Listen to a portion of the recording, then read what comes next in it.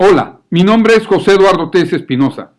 Esto es Charlas de Amparo. Bienvenido a Amparo Directo, parte 14. En este video, ¿de qué te voy a hablar?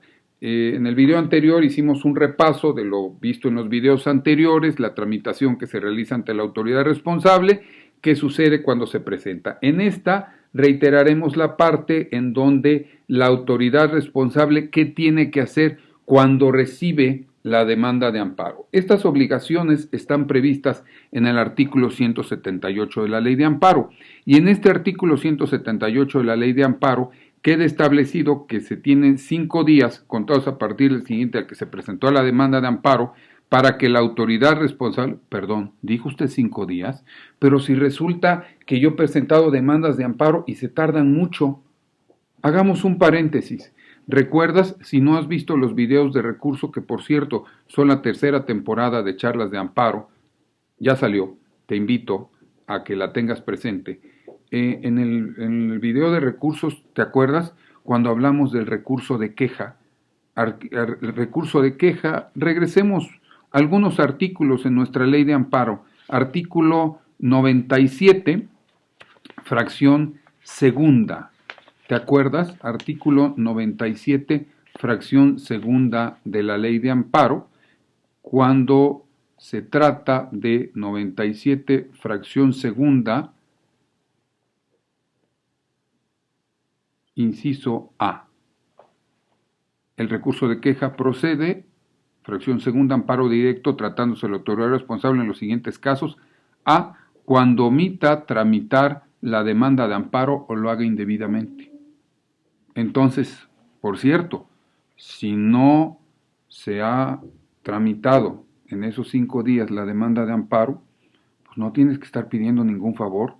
¿Recuerdas? En el video anterior te dije, vuélvete un abogado empoderado, un abogado técnico, un abogado que cuando llegues al tribunal se te respete precisamente porque eres aquel abogado que va y habla conforme a derecho. No tienes que ir a pedir ningún favor a la justicia, no te hacemos ningún favor.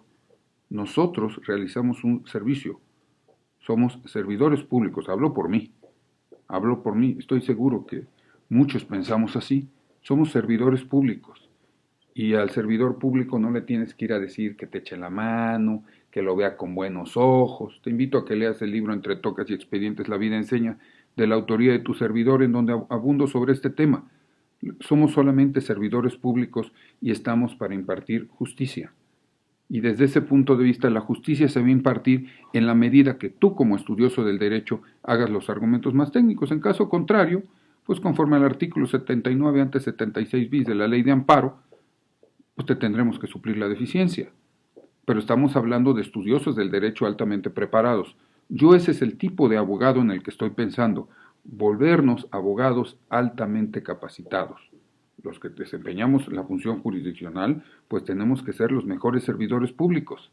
Tenemos que ser los que más estudiamos, los que más actualizados estamos, los que tenemos el conocimiento más actualizado. Si eres un litigante, debes de ser aquella persona que hace los mejores planteamientos, los planteamientos más respetuosos, más acuciosos. Si eres autoridad responsable, pues es la que resuelve de conformidad con las leyes, acorde con la Constitución. Como ves, aquí no hay que echarle la mano a nadie, aquí hay que impartir justicia. Te invito a ver algunos otros videos que he hablado sobre el tema. Pero bueno, sigamos hablando sobre amparo directo. Cuando se presenta la demanda de amparo, dijimos es por conducto de la autoridad responsable, ante la misma autoridad responsable, y esta ¿qué realiza? Pues dentro de esos 5 días lo que hace es recibe la demanda de amparo, y en el artículo 178 se hace mención a qué es lo que se tiene que realizar. 178, lo primero es certificar al pie de la demanda la fecha de notificación al quejoso de la resolución reclamada. La fecha de notificación al quejoso, perdón, esto es en vivo, entonces de repente hay algunas cosas que tengo que atender necesariamente. Entonces dame un segundo, ya. Certificar al pie de la demanda la fecha de notificación al quejoso de la resolución reclamada, la de su presentación y la de los días inhábiles que mediaron entre ambas fechas. Durante muchos años he dado el curso de técnica para el dictado de una sentencia de amparo directo. En esa suelo decirle a los abogados, normalmente son los que se están formando para ser secretarios de estudio y cuenta, secretarios proyectistas. Esta certificación, desde luego, debe ser congruente con las constancias de autos, pero es obligación también, si eres en este caso un servidor público, velar acuciosamente porque esa constancia sea congruente con la certificación. No es que queramos pensar mal, pero imagínate si solamente nos atuviéramos a lo que dice la certificación. Aunque veas la certificación, si tú ya eres una autoridad de amparo, si tú eres un secretario proyectista, te invito de todas formas a que verifiques que sea congruente con lo que está estableciendo propiamente la demanda en la demanda de amparo, que sea efectivamente la fecha en que se presentó, y la notificación la fecha en que se presentó, porque bueno, es de orden público que se verifique que la demanda sea debidamente presentada oportunamente. Lamentablemente son solamente hasta 15 días, con las dos excepciones de la materia penal tratándose del sentenciado y la materia agraria tratándose de sujetos agrarios colectivos. En ese tipo de supuestos, de todas formas, la autoridad responsable lo que hace es certificar al pie de la demanda la fecha de notificación al quejoso de la resolución reclamada y además la fecha en que se presentó. Si tú eres proyectista, seas oficial, seas secretario, seas el actuario que proyectas, sí te invito por favor a que examines acuciosamente que eso sea congruente con las constancias de autos para que no incurramos en responsabilidad. Puede haber sido solamente un error del secretario, de la autoridad responsable. Pensemos que solo es un error. Pero pensemos también que es de orden público velar porque sean oportunas la presentación de las demandas de amparo. ¿Qué pasa si no consta en autos la fecha de notificación? Dice, la autoridad responsable dará cumplimiento a lo dispuesto en este artículo sin perjuicio de que dentro de las 24 horas siguientes a la en que obra en su poder la constancia de notificación respectiva, proporcione la información correspondiente al órgano jurisdiccional competente. Me explico. ¿Qué es lo que suele pasar? En ocasiones las notificaciones pueden ser realizadas y presentada la demanda y no tengas la constancia de notificación. Entonces, el plazo de 5 días ya le corre a la autoridad responsable. Por eso, aquello que pasaba en antaño, que normalmente se tardaba mucho la presentación de la demanda en realizar, pues cada vez tendría que ser más ajeno, porque tiene 5 días autoridad responsable para remitir la demanda de amparo al tribunal colegiado. No puedes pretextar que no tienes la constancia de notificación. ¿Por qué? Porque en ocasiones, ejemplo, pudiera ser que la constancia de notificación haya sido, ejemplo, vía exhorto y la presentación de la demanda haya sido vía postal, te llegó la demanda pero no tienes la constancia de notificación, tú cumples con tus demás requisitos del artículo 178 y de conformidad con la misma, tú enviarás la demanda de amparo al tribunal colegiado, a la oficialía de partes correspondiente para que se le dé trámite y en cuanto te lleve la constancia de notificación, en ese momento tendrás que hacerla del conocimiento del tribunal colegiado haciendo mención a que ya cuentas con la misma. En caso contrario, ¿qué va a pasar? Pues si no lo haces, pues se te va a multar. Desde luego para eso está ahora el recurso de queja. Cada vez son menores las autoridades que en algún momento incurren en alguna dilación. Pero hay que recordar, la autoridad responsable, el único requerimiento que te puede hacer es por copias. No debe haber otro tipo de requerimientos. Los demás les corresponderán en su momento al presidente del tribunal colegiado, que como te dije, vamos a abundar sobre ese tema. Si está hecha la certificación, entonces una vez que hagas la certificación, ¿qué más es obligación de la autoridad responsable? Está en el artículo 178, fracción segunda, correr traslado al tercero interesado. En el último domicilio que haya designado para ir notificaciones en autos del juicio de origen o en el que señala el quejoso. Cualquiera de los dos. O sea, porque el quejoso puede señalar el domicilio, pero hay que recordar, si nos vamos a los requisitos de las demandas de amparo mediante interpretación sistemática, en determinado momento podemos decir que ignoramos el domicilio del quejoso. Claro, cuando se tienen las constancias de autos, pues ya se puede señalar en ese domicilio, se puede señalar o se debe señalar ese domicilio, y con ello, por ejemplo, no lo señaló el quejoso, tú no lo puedes prevenir como autoridad responsable para que señale el domicilio.